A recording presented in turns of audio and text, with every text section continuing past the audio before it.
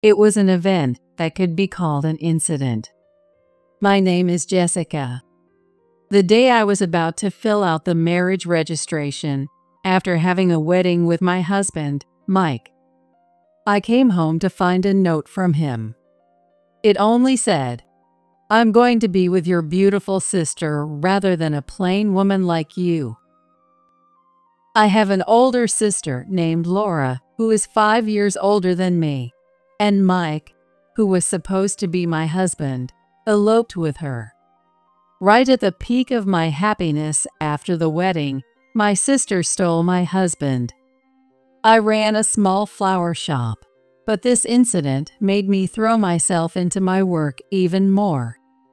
I wanted to forget both my sister Laura and my ex-husband Mike. Day by day, I forgot about the two traitors. When I started to enjoy my daily life, I even thought that Laura and Mike didn't matter anymore. Then, after 12 years, I got a call from Laura and Mike. Mike sneered as he spoke. "I'm selling your family home to build a new house with my wife.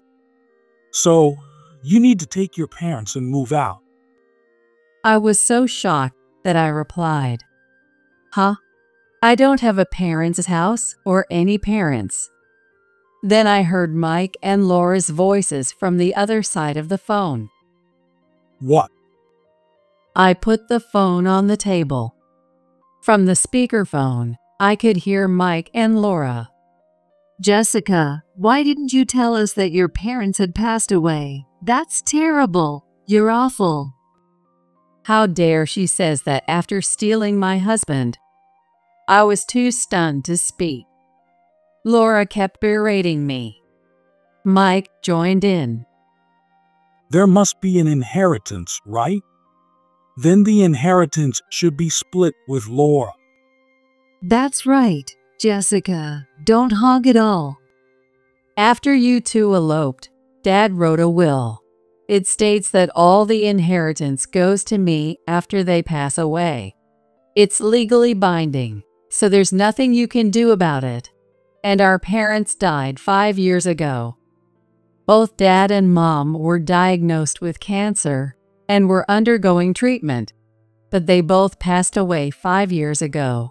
Even until the end, they were cursing you for stealing your sister's fiancé after all they did for you, paying for your education and all. Dad wrote the will in tears, saying he wouldn't leave a cent to a terrible woman like you. And since I'm busy with my flower shop, I sold the family land and moved into a new house according to the will. I know this must be upsetting for you, but I'm seeing a sincere man who I plan to marry. He's a lawyer. He's not some goofy guy like Mike. So Laura, thanks for taking such a lousy guy off my hands." "Wait a minute, Jessica. Since your boyfriend is a lawyer and has money coming in, you should support us. Are you still bitter about losing Mike? That's pathetic. A plain woman like you couldn't possibly get married just because we met in a different order. Mike is still my husband. And a lawyer? No way. Are you delusional? Have you lost your mind? How sad."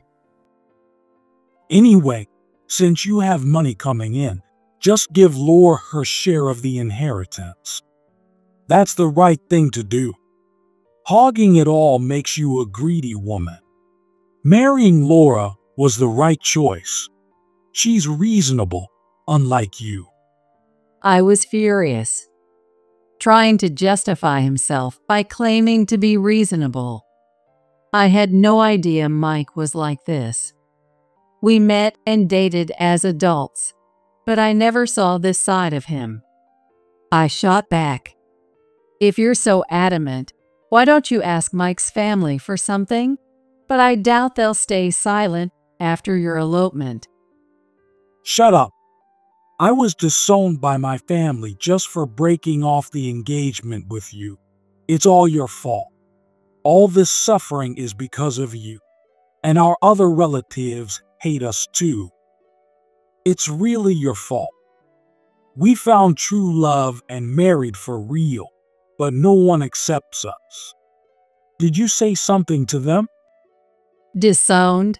Hated by relatives? Of course. You had a wedding with me and then married someone else. Eloping like that. Being disowned and hated is only natural. How is that my fault? Which one of us is right? Who do you think is correct? Don't blame me. What? I'm your older sister. You're spreading bad things about me because I got married? You're pathetic. You just wanted to be a bride that badly? But Mike chose me. Who do you think you are, having a wedding just because you're my sister? Mike, listen. This stupid sister of mine once refused to lend me money and told our parents. I was humiliated and scolded. As my sister, my shadow, you should obey me. You asked me for $30,000, and I told Dad because you took my wallet after I said no. Of course, Dad got mad. $30,000 is a huge amount of money. Do you even get that? And I reported the stolen wallet because it had my credit card, and I was afraid you'd use it. I canceled it quickly, so there was no misuse. Thank goodness. Thank goodness? Really? I couldn't use your credit card for shopping after that. You humiliated me, and you're glad. Mike, did you hear that? Isn't it awful? Yeah, a plain woman who can't even lend $30,000. You must have no savings. And besides, you definitely went around talking trash about us. My parents raised me with care, and we had a special bond. But now I'm disowned. You must have spread lies about me. Just confess and apologize already, you filthy, heartless woman. Mike's parents apologized to me, saying, "We're sorry for the trouble our son caused with his betrayal. We thought we raised him well. But we're sorry for what Jessica went through." Do you understand how they felt? I remember it vividly, even after 12 years. A special bond. Even if you had that, you betrayed it. How is that my fault? Whose heart is truly poor here? Oh, and I still keep in touch with Mike's parents. I used to have contact with Mike's mother, you know? She called me her future daughter-in-law. Even now, Mike's parents are angry, so you're better off staying away from them. Contact with my mom?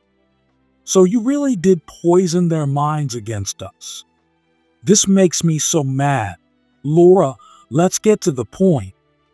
Right, listening to a childish, narrow-minded woman is unbearable. So what's the point?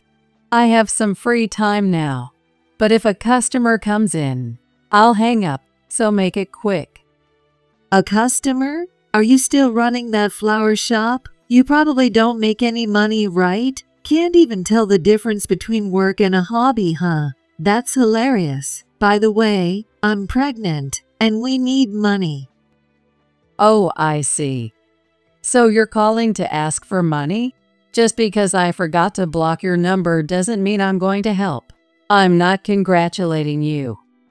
What? So heartless. You're going to be an aunt. No matter what happened with parents, the baby isn't at fault. So give us $10,000 as a baby gift. You should have that much saved up, right? Aren't you happy? You're going to be an aunt.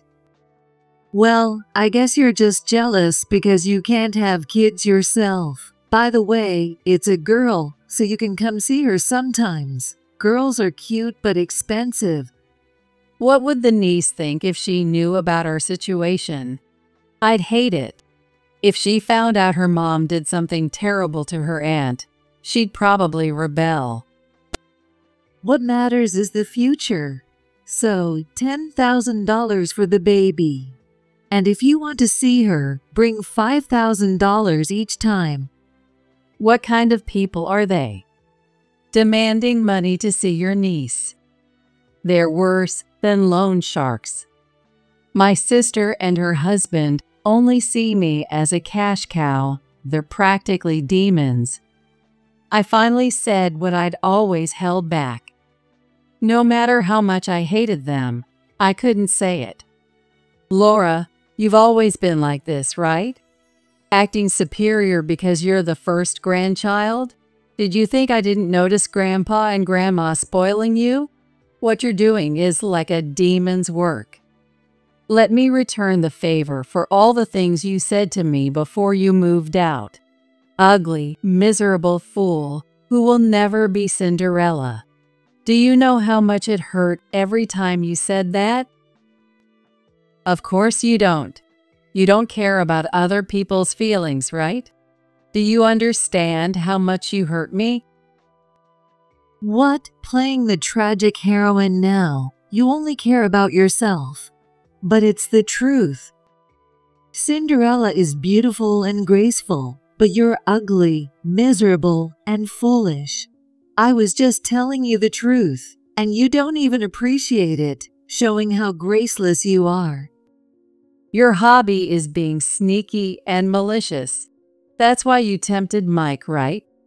If Mike falls for such a woman, it's good we didn't get married. Good riddance. You stole my erasers, notebooks, bags, and makeup, claiming you were just borrowing them. Stole? I just borrowed them. Why hold a grudge over that? You're a petty woman. You never returned anything. How can you call that borrowing? Oh, a customer's here. I have to go. Wait, the baby gift. I made an excuse and hung up. Their insults were unbearable. Besides, I'm at home, and my part-timer is handling the customers. I'll go back to the shop later tonight, but I'm not listening to this any longer. Jessica, what's going on? As I finished the call with my hateful sister and her husband, my lawyer and partner, Douglas, arrived. From the sound of it, was that your infamous sister? Apparently, he'd overheard the conversation. I'm grateful he didn't interrupt. Yeah, something like that. Are you okay? You don't look well. I heard they ran off after the wedding. Legally, there's not much we can do, but it's despicable. Thank you for being on my side, but I'm okay. Oh, I made dinner. I'll go to the shop tonight, but you can eat and go to bed first. You're such a wonderful partner, Jessica. You're so considerate. If it were up to me, I'd teach that Mike a lesson. Thank you. Douglas, my soon-to-be husband, really cherishes me. That alone made me happy. One day, I was taking a break after finishing the opening tasks at the flower shop, leaving the shop to my part-timer. Of course, I'd return by closing time, but until then, I'd do household chores. Working at the flower shop is physically demanding, so I take breaks as needed. The doorbell rang. Huh? Who could it be? A delivery for Douglas? At that moment, without checking, I carelessly opened the door. Hello, what? A pregnant woman and a man forced their way in, sticking their foot in the door. When I realized who they were, I was stunned. Laura and Mike? Nice place. Let us live here too. You must have gotten an inheritance from our parents, right? Someone as dumb as you can't handle it alone, so I'll manage it for you. Laura, look. The sunlight here is great. Have a seat on the couch. You're pregnant, after all. Yeah. Hey, what are you doing barging into my house? Get out. This is my home. Mike and Laura burst into laughter. I was at a loss. With Douglas out, I had to deal with them alone. You're just my little sister. You're always so uppity. No real talent, but always defying me. Who do you think you are? There aren't many sisters with looks like mine, model quality. You should show some respect. But then again, you can't even tell the difference between work and play, can you?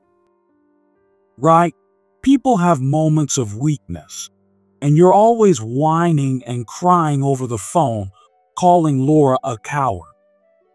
Oh, and we're using this house. So you and your so-called lawyer partner need to leave. If you can't give us the baby gift money, we'll just take the house instead. I felt a rush of anger. Considering the unhappy childhood caused by this sister, I figured yelling wouldn't be a sin. Sucking up to me to steal my fiancé. You're no longer my sister. You're not even worthy of being called one. Oh, scary, scary. Mike, did you hear that? This is how she treats her older sister. She's always been like a rabid dog, just yelling and whining. Yeah, always making grand claims, like now, throwing a tantrum because she has no real skills. What an embarrassing sister. Oh wait, she's not my sister anymore. No parents either, so she's an orphan. An orphan. Laura laughed mockingly. I tried not to fall for her cheap provocations. How did you even find this place? I never told someone like you. A detective agency. Nowadays, you can find out anything if you say you're looking for a long-lost sister. They'll sympathize and help. You're living in a fancy house with our inheritance. You're not just greedy, you're downright sneaky, spreading lies about us and hoarding the inheritance. You're a truly awful woman.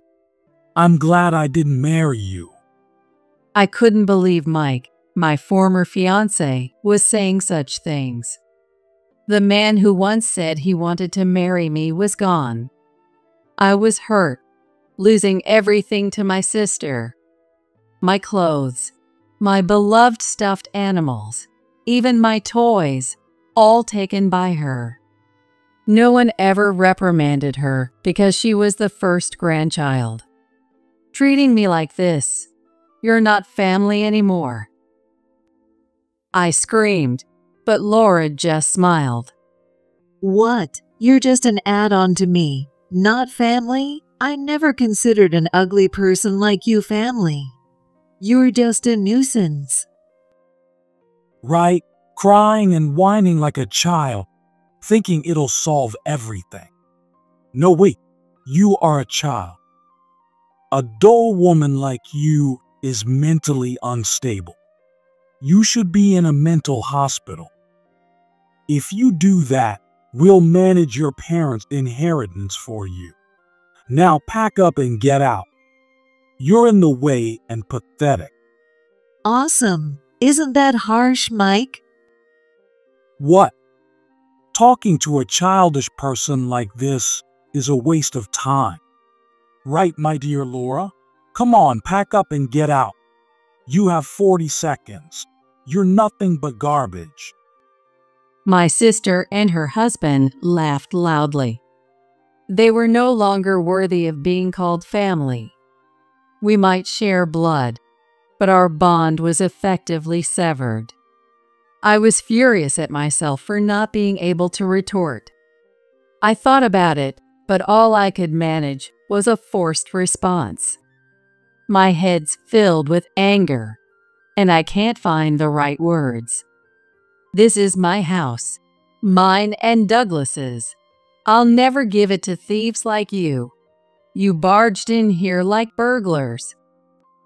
What? We rang the doorbell, didn't we? If you didn't want us in, you should have checked first. Why blame us? How audacious. This is why it's hard dealing with a useless, ugly fool. So, did you prepare the baby gift? You're only good for giving money. Don't make me more uncomfortable. Got it, you useless idiot? Calling me an idiot, don't you know any other words? You always blamed me for everything, breaking the glass, ruining Grandpa's plant. You have no idea how it feels to be punished for things you didn't do. Your existence disgusts me. Stop bothering me. Don't ruin the happiness I finally found. Wow, what a tragic heroine. Mike, did you hear that? She's always insulted me since we were kids. Pathetic, miserable, and mean. Fix your own behavior. Where's the baby gift? And just a quick congrats. Can't do anything without being told, slow-witted idiot? How dare you? I've heard enough. Douglas appeared. What? Who are you? Hey, who are you? The couple looked puzzled. Douglas took out his phone and snapped their picture. What are you doing? That's creepy and weird. I'm Douglas, a lawyer. I've taken your photo. This is proof of your trespassing. Here's my lawyer badge. It's real, not a fake. Trespassing? A lawyer? No way. Trespassing? I am a lawyer, specializing in compensation claims.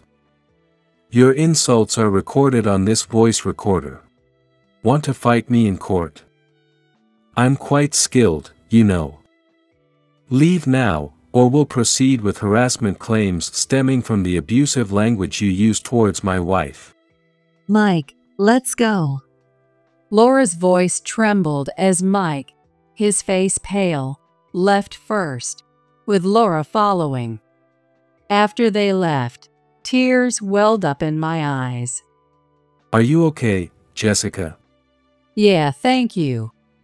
I was grateful as Douglas handed me a tissue. But now they know where we live. How will we manage? They might harass us or the shop. Jessica, I heard everything. Your sister and ex-husband's insults were terrible. Let's file a compensation claim against them. I don't mind having more work if it's for you. I want to live my life with you. You're so lovely when you care for your flowers. Right. Can we file for compensation and get a restraining order too? That's a good idea.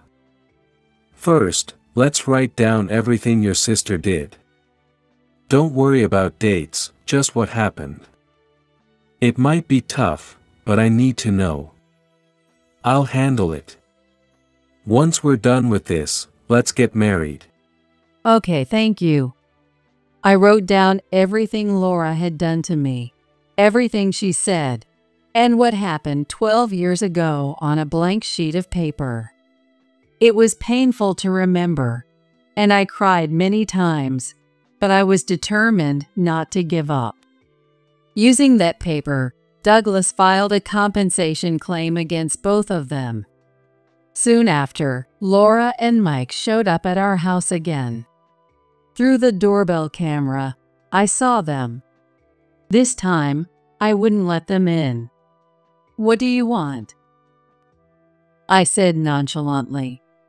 Luckily, Douglas was there with me. Laura and Mike started shouting through the camera.